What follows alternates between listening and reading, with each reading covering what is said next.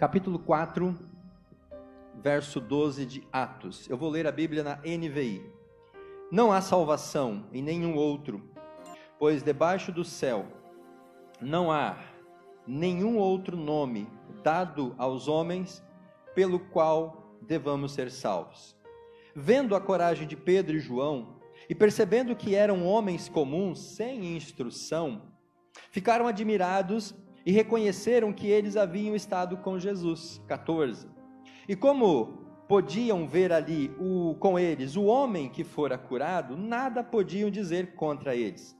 Assim ordenaram que se retirassem do sinédrio e começaram a discutir, perguntando: que faremos com estes homens? Todos os que moravam em Jerusalém sabem que eles realizaram um milagre notório que não podemos negar.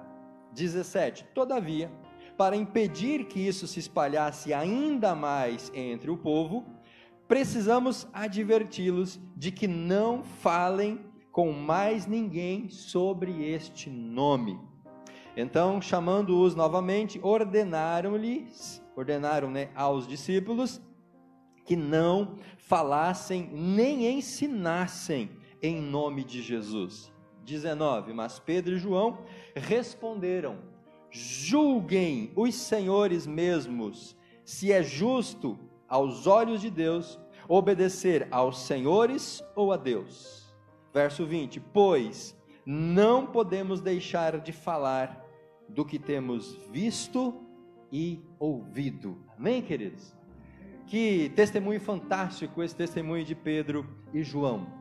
Nunca é demais nós lembrarmos que temos uma missão de sermos um sinal visível do reino de Deus, amando a Deus, fazendo discípulos e servindo a comunidade. Amém? Essa é a nossa missão como Igreja Batista local.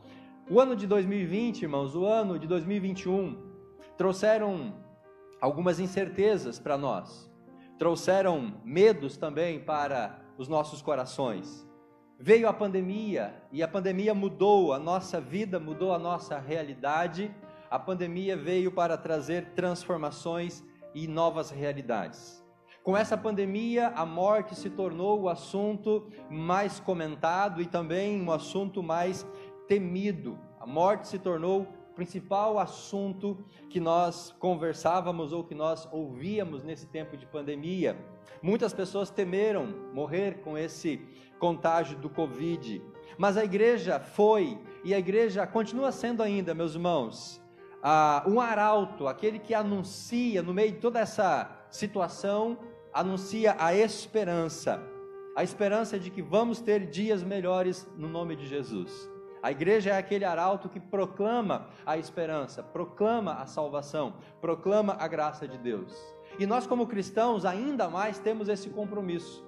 Nós devemos como cristãos entender que essa esperança, ela precisa ser alcançada, ela precisa ser conquistada, e ela só vai acontecer quando nós olharmos para cima, quando nós olharmos para o alto, quando nós olharmos para Deus, quando voltarmos os nossos olhos para Jesus. E para isso nós precisamos deixar de olhar para os lados, olhar para as pessoas, dependendo de homens. A nossa dependência, a nossa esperança, ela repousa na pessoa do Senhor Jesus Cristo.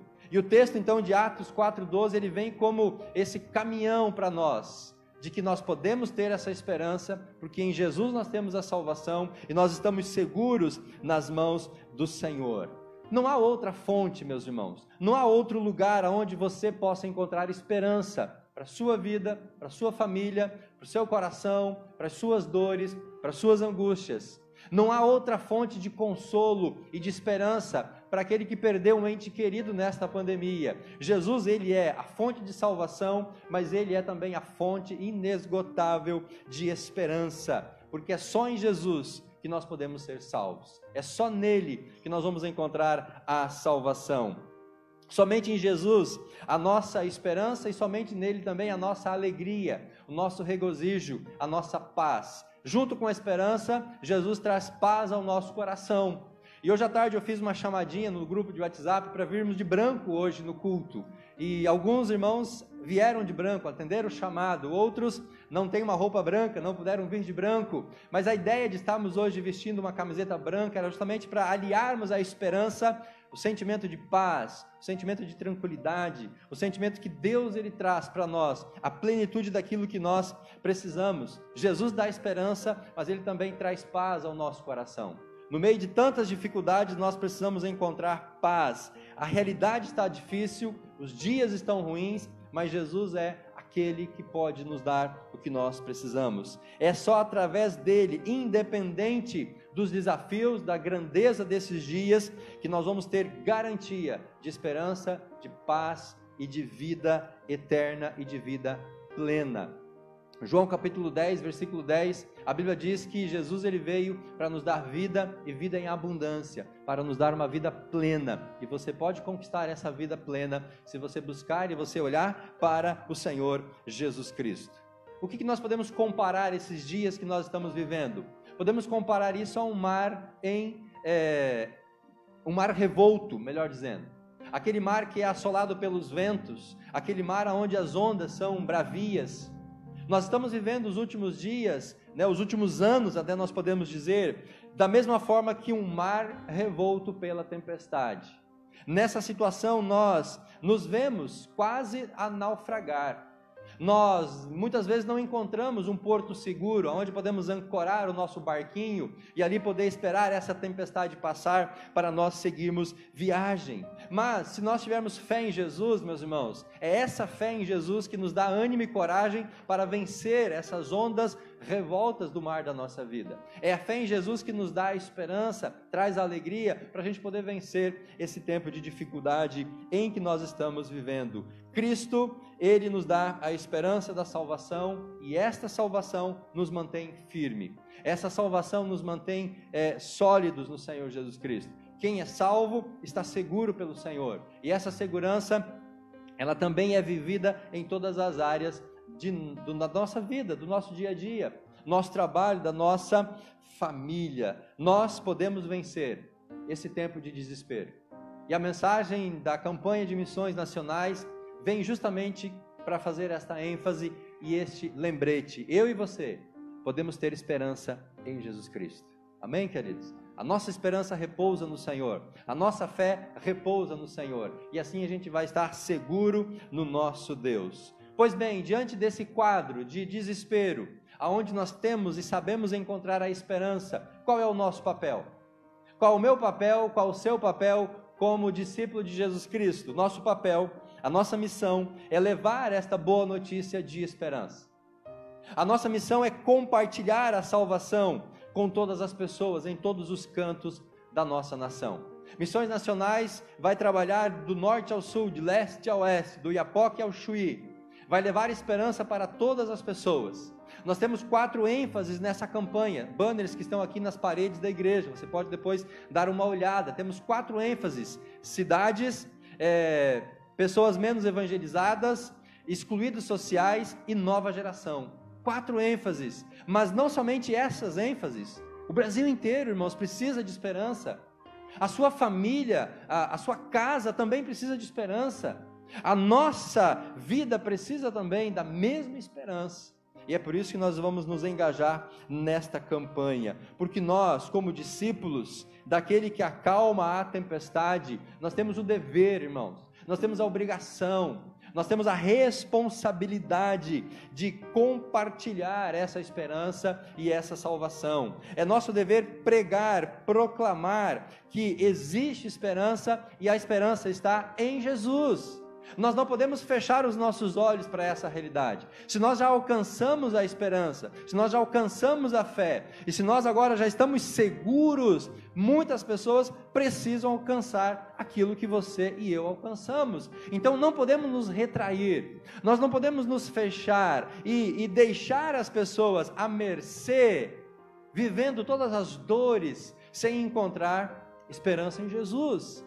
Os irmãos ontem acompanharam pelo grupo da igreja que uma adolescente que tem frequentado o PGM perdeu a sua mãe. A senhora que faleceu havia dado à luz a um bebê, pouco mais de 1 mês, 40 dias, se não me engano. Pegou o Covid, essa senhora, um bebezinho novo, uma filha adolescente, veio a falecer no dia de ontem. Aí você imagina o coração dessa adolescente, 14, 15 anos, como que ela vai viver agora nesses dias, perde a mãe, ela saiu da sua casa, foi morar com um familiar. Você consegue imaginar, meus irmãos, esse ambiente de um mar revolto? Agora, aonde que esta adolescente vai encontrar algo para poder dar ela suporte? Em Jesus Cristo. Pois bem, quem que vai levar Jesus Cristo até essa adolescente? Eu e você, ou os adolescentes da igreja que têm contato com ela. Então, nós precisamos entender que há muitas pessoas sem esperança, mas nós precisamos ser os agentes que levam a esperança para essas pessoas. Essa é a nossa compreensão. Existe esperança, a esperança está em Jesus Cristo e nós temos que proclamar isso para todos que não encontram Jesus. Ele é, amados, a única esperança. Olhe para o texto. Eu quero trazer a você duas pequenas e rápidas ideias com relação ao texto. O principal é o que você já ouviu durante todo esse culto. Jesus é a esperança, Ele traz salvação, Ele traz graça, Ele traz bondade. Mas no verso 12, que é o tema da nossa campanha, a palavra de Deus, ela diz que não há salvação em nenhum outro.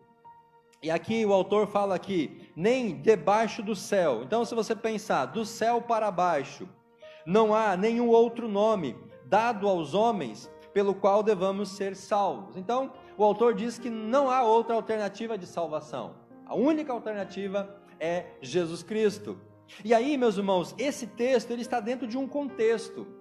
E esse contexto ele começa no capítulo 4, lá no versículo 1, versículo 5. Aqui nós estamos dentro de um contexto onde Pedro e João, eles estavam sendo inquiridos por ter curado uma pessoa que estava enferma.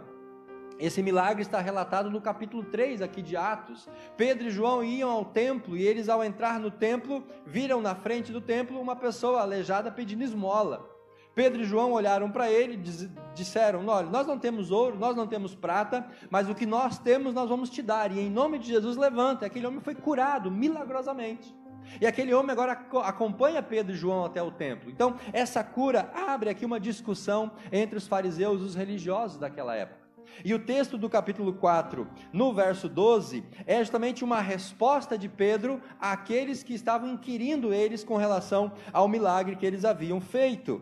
Então, na justificativa de Pedro, sobre a autoridade para curar, porque essa foi a pergunta que os líderes fizeram, vem cá, com autoridade ou no nome de quem que vocês curaram esse homem? Então Pedro vai justificar essa autoridade e ele cita e ele aponta aqueles líderes que os questionaram, que aquele homem, ou o poder ou a autoridade veio de um homem. O poder e a autoridade para curar veio de uma pessoa, veio de um homem chamado Jesus Cristo, que aqueles líderes, que aquelas autoridades justamente crucificaram, desdenharam, rejeitaram. E esse mesmo homem que eles rejeitaram, que foi morto na cruz, Pedro vai dizer, ele ressuscitou. Veja comigo o verso 10 do capítulo 4 de Atos. Saibam, senhores, que todo o povo de Israel, que por meio do nome de Jesus Cristo, então ele apresenta a autoridade, o Nazareno, a quem os senhores crucificaram. Vocês rejeitaram Jesus, mas Deus o ressuscitou dos mortos.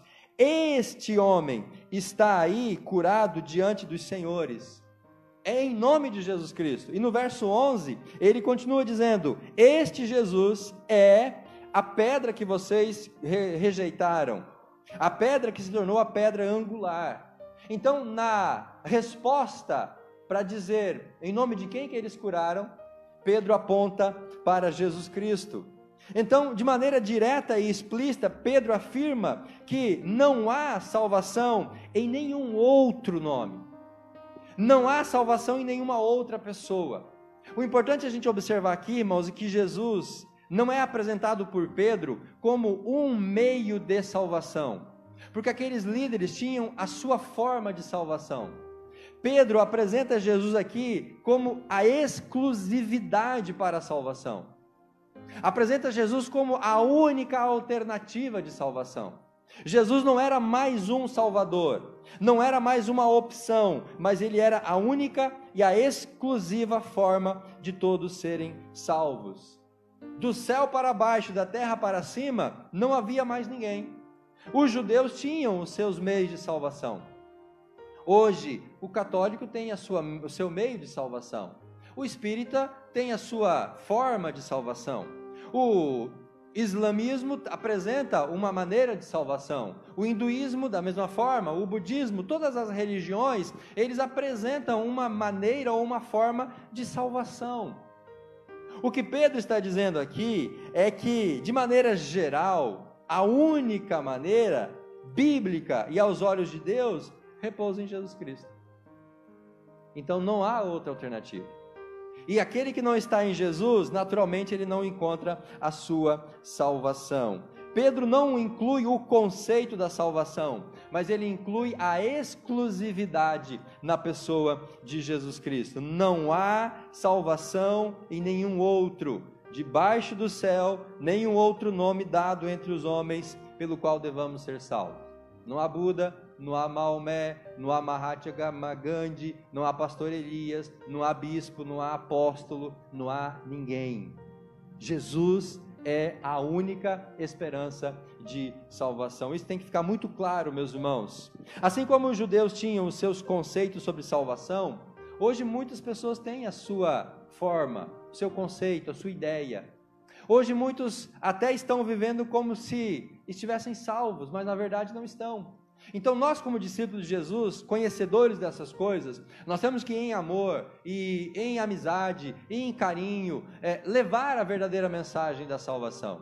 Como nós já ouvimos hoje aqui de manhã na escola bíblica, que foi reportado pelo pastor Hilton, de que a palavra, a mensagem do Evangelho, ela vai escandalizar as pessoas, ela vai chocar as pessoas. A mensagem do Evangelho vai bater de frente com os conceitos das pessoas, mas nós não podemos deixar de anunciar a palavra da salvação. Qual que são as formas que as pessoas têm para se salvar? Alguns pensam que as obras podem salvar, então a pessoa vai procurar fazer boas obras. Outros acreditam que o merecimento vai salvá-lo, então ele vai ser uma pessoa boa, vai ser uma pessoa honesta, vai ser uma pessoa direitinha aos olhos da sociedade, porque para ele isso o salva. Há uns que acreditam que o sofrimento vai trazer purificação e salvação, e assim ele vai poder entrar no céu por sofrer, e aí essa pessoa vai viver uma vida melancólica. Mas Jesus, ele vem e se coloca como o meio principal da salvação que Deus apresenta. Precisamos entender e precisamos, irmãos, nos convencer de que essa é a única maneira, de que esse é o único caminho e de que não há outra rota. Nós precisamos ter essa convicção para então podermos testemunhar da salvação exclusiva em Jesus. O que esses homens disseram para Pedro e João? Olha, não ensinem mais o nome de Jesus, não preguem mais em nome de Jesus, não anunciem mais o nome de Jesus. Mas Pedro estava convicto de que aquele era o único meio de salvação. Então ele responde: nós não vamos poder deixar de falar, porque se nós nos calarmos, muitos irão perecer sem Jesus pela eternidade. Não provém de uma vida religiosa a salvação, não provém de uma denominação a salvação, não vem de atos sacramentais a salvação, ou de qualquer outra divindade. A salvação, ela repousa em Jesus. Amém? Ele é o único, Ele é o suficiente, Ele é o eterno Salvador.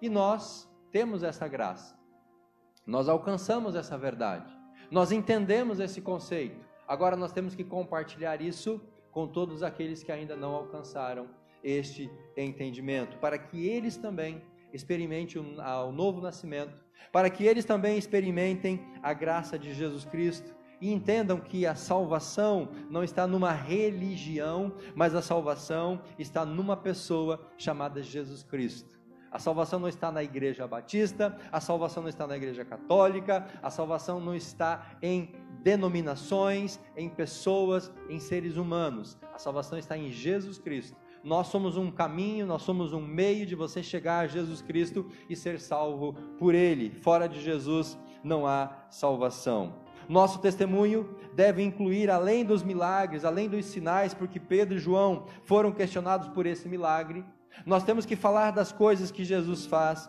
mas nós temos também que apresentar aquele Deus que supre, aquele Deus que abençoa, aquele Deus que é fiel, aquele Deus que durante essa pandemia manteve comida na sua mesa, aquele Deus que durante essa pandemia manteve a sua fé firme, aquele Deus que durante todas essas tribulações que nós vivemos estava do teu lado, curando os seus familiares, abençoando a sua vida, trazendo graça e trazendo prosperidade. Nós temos que falar desse plano de salvação. Nós temos que falar dessa graça. Nós precisamos dar a oportunidade para que os nossos ouvintes reflitam e eles então tomem uma decisão na sua vida, para que eles possam decidir ou por Jesus ou então enfrentar as consequências de uma vida sem Jesus Cristo. Meus irmãos, se há salvação só em Jesus, por que nós não estamos falando dessa salvação só em Jesus? Se há salvação só em Jesus, por que a gente passa um ano convivendo com muitas pessoas e a gente não abre os nossos lábios para falar para essas pessoas que a salvação só está em Jesus? Se Ele é o único Senhor e Salvador da minha vida, por que é que nós não compartilhamos esta dádiva? Pensa, reflita e analise o porquê que nós não estamos fazendo isso. Falo por mim, não falo pelos irmãos. Talvez você esteja falando, pastor, é só você que não está fazendo isso, porque eu estou fazendo. Mas, amados, nós temos que entender que, se Jesus é o único Senhor e Salvador, há muitas pessoas ao seu redor que precisam conhecer esse Senhor e esse Salvador. E aí nós vamos para o verso 20, deste capítulo 4.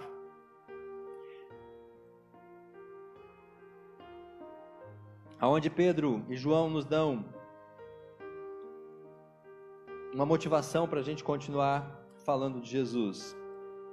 A partir do verso 17, todavia, para impedir que isso se espalhe ainda mais entre o povo, ou seja, o milagre que eles fizeram e a pregação sobre Jesus Cristo, os líderes falaram, precisamos adverti-los de que não falem mais a ninguém sobre esse assunto.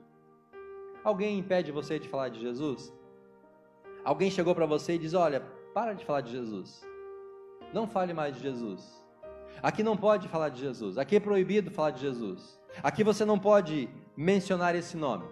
Alguns lugares já tem isso, mas talvez a gente nunca tenha sido abordado com essa mensagem, não falem mais a ninguém sobre esse nome.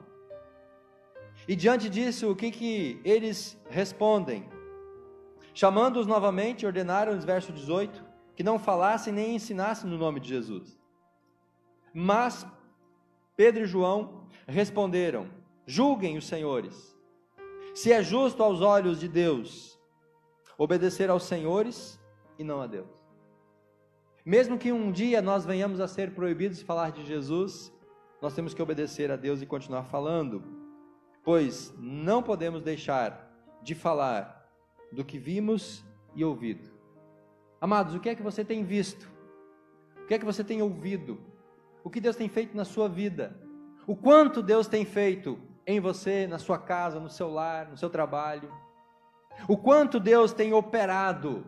Porque Pedro fala daquilo que nós temos visto com os nossos olhos, ouvido com os nossos ouvidos, vivido na nossa casa, experimentado diante do Senhor. O quanto é que nós temos experimentado desse Deus tão grandioso? O quanto é que nós temos sido abençoados por esse Deus?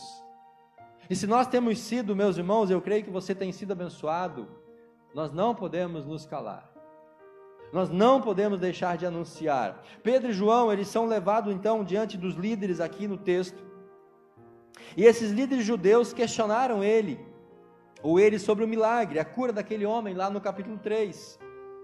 Ao ouvirem que o milagre foi feito no nome de Jesus, então aqueles homens, eles reagem, e eles então repreendem os discípulos para que não falassem mais, e esta reprimenda veio com possibilidade de açoites. Se vocês continuar pregando, vocês vão apanhar, vocês vão ser açoitados, espancados, se vocês continuarem desobedecendo a nossa ordem.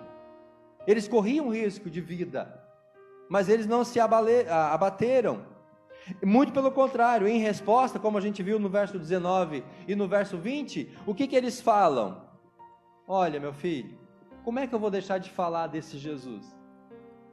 Como que eu posso deixar de falar desse Jesus, se só nele há salvação? Como que eu posso negligenciar tão grande mensagem? Como que eu posso me acovardar se só ele pode salvar?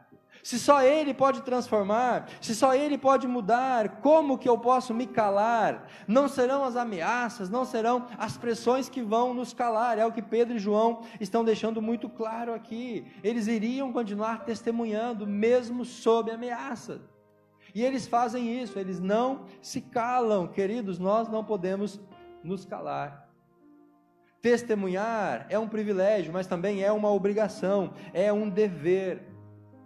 Todo discípulo deve testemunhar, precisa abrir os seus lábios, compartilhar com pessoas aquilo que Jesus fez na sua vida. Você não precisa pregar teologia, você não precisa ensinar sobre os anjos, você não precisa ensinar sobre céu e inferno.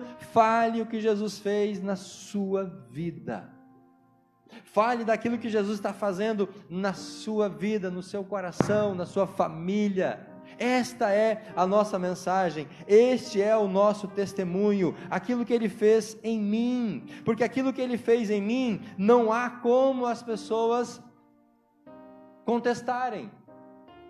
Quando eles viram aquele homem curado junto com Pedro e João, eles não tinham mais o que fazer, porque eles reconheceram que foi um milagre notório, diz o texto. Todo mundo conhecia aquele homem que já estava lá há muitos anos na frente do templo. Agora não tinha como negar o milagre estava notório. E quando Deus opera de maneira milagrosa, sobrenatural, e quando Ele trabalha nas nossas vidas, Ele age, nós não podemos, irmãos, negligenciar tão grande mensagem. Ficar calado diante de tantas pessoas indo para o inferno é pecado, queridos. Nos calar diante de tantas pessoas precisando de Jesus é pecado diante de Deus. Não vamos pecar por conta disso. As pessoas precisam saber que só há salvação em Jesus, e que essa salvação que nos alcançou pode alcançar elas também. Se Jesus mudou a sua vida, se Ele mudou a minha vida, meus irmãos, Ele pode mudar a vida de qualquer um, amém? Se Ele mudou o meu coração, Ele mudou o seu coração, não há coração que Ele não possa transformar. Você crê nisso?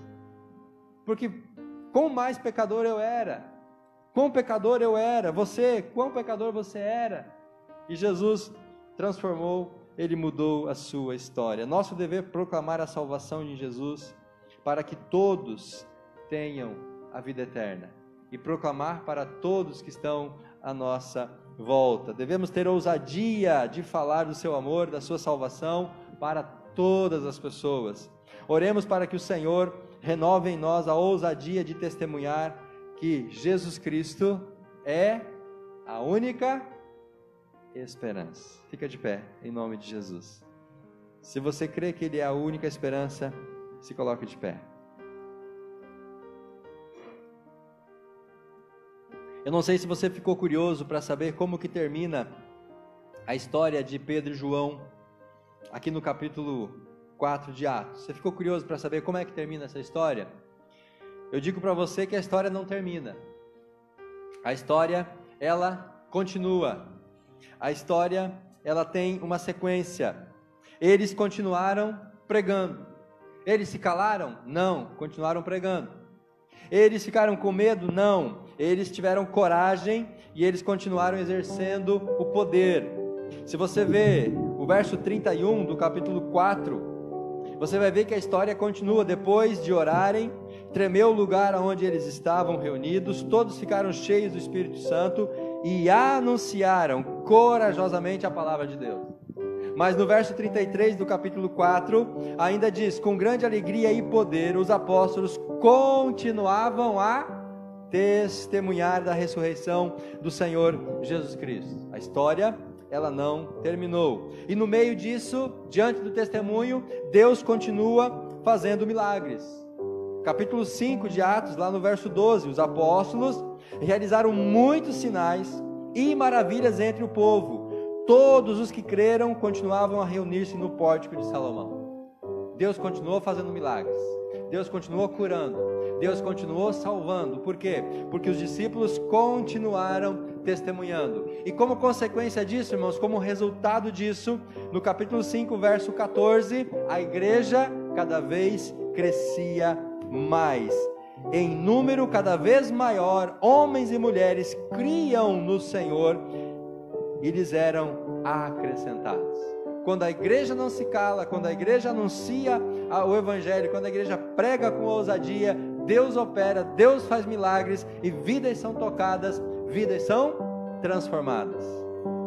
Mas se a igreja se cala, se a igreja se fecha, se a igreja se torna acanhada, tímida, medrosa, Deus não vai operar sinais e maravilhas, pessoas não serão alcançadas.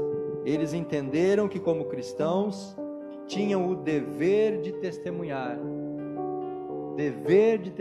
que Jesus era a esperança e a salvação, e eles fizeram isso indo até a última consequência.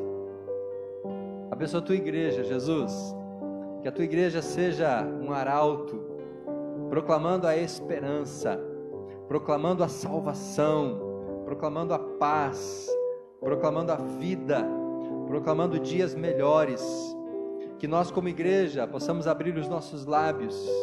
Amanhã nós vamos para os nossos trabalhos, vamos encontrar os nossos amigos, colegas, vamos ter contato com muitas pessoas nessa próxima semana, Deus, e nós não podemos nos calar, nós não podemos reter para nós esta tão preciosa salvação, porque muitas dessas pessoas que o Senhor vai colocar na nossa vida nessa semana, eles precisam ouvir que Jesus é a única esperança.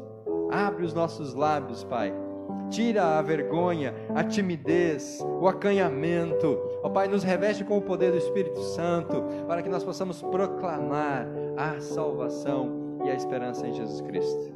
Abençoa a tua igreja, assim nós oramos, amém, e graças a Deus.